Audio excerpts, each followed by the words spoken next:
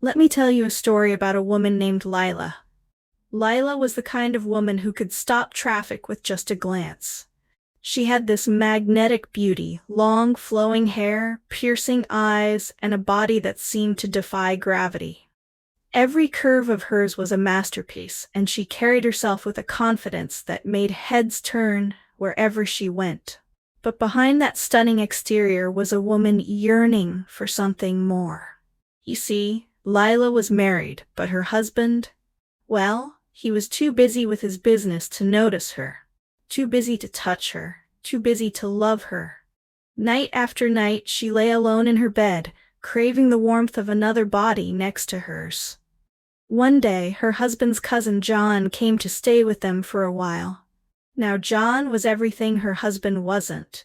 Tall, muscular, with a shy smile that could melt even the coldest heart. He had this quiet confidence about him, and Laila couldn't help but notice the way his shirt clung to his broad shoulders, the way his eyes sparkled when he laughed. Something about him stirred a fire inside her, a fire she hadn't felt in years. One evening, as Laila walked past John's room, she noticed the door was slightly ajar. Curiosity got the better of her, and she peeked inside. What she saw made her heart race. John was changing his shirt, his toned chest and strong arms on full display. Laila's breath hitched as her eyes traveled over his body. She felt a heat rise within her, a desire she could no longer ignore.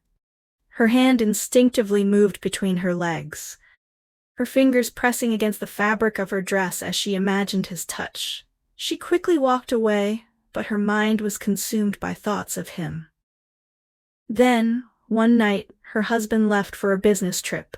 Laila saw her chance.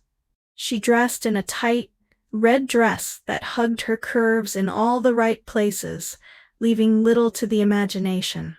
She knocked on John's door, her heart pounding in her chest.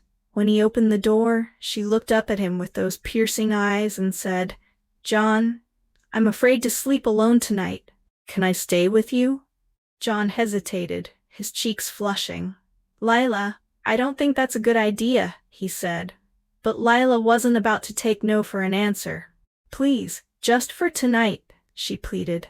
"I feel safe with you." Reluctantly, John agreed. Laila slipped into his bed, her body close to his. She could feel the heat radiating from him, and it only made her want him more. "John," she said softly, "my back has been sore lately. Would you mind giving me a massage?" John hesitated again, but finally nodded. His hands moved over her shoulders, his touch hesitant but firm. Laila let out a soft moan, encouraging him to go further. His hands drifted lower, accidentally brushing against the curve of her breast. He pulled back, apologizing, but Laila stopped him. "It's okay, John," she whispered. "It's natural. Don't stop." In that moment, something shifted between them. John's hands grew bolder, massaging her back and sides, exploring every curve. Laila turned to face him, her eyes filled with desire. Their faces were inches apart, the tension between them electric. Slowly they leaned in, and their lips met in a kiss that was both tender and fierce. It was a kiss that spoke of longing and desire, a kiss that neither of them could resist. John's hands roamed over her body, exploring every inch of her, while Laila's fingers tangled in his hair, pulling him closer.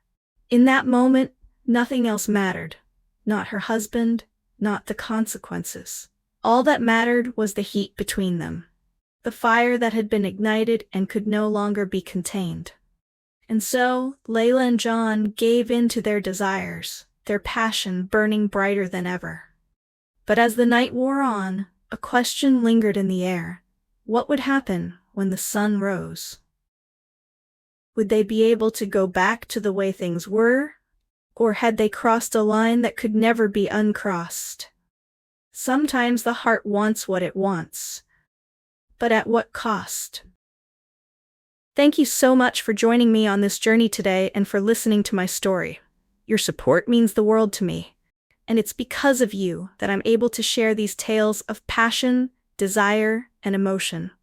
Whether you're here for the drama, the romance, or just to escape for a little while, I'm so grateful to have you as part of this community. If this story touched you, made you feel something, or even just kept you entertained, please let me know in the comments below. I'd love to hear your thoughts. And if you haven't already, don't forget to like, subscribe, and hit that notification bell so you never miss a new story. Until next time, stay curious, stay passionate, and keep dreaming. This is Mia, signing off with a heartfelt thank you. You're the reason I do what I do. See you in the next story.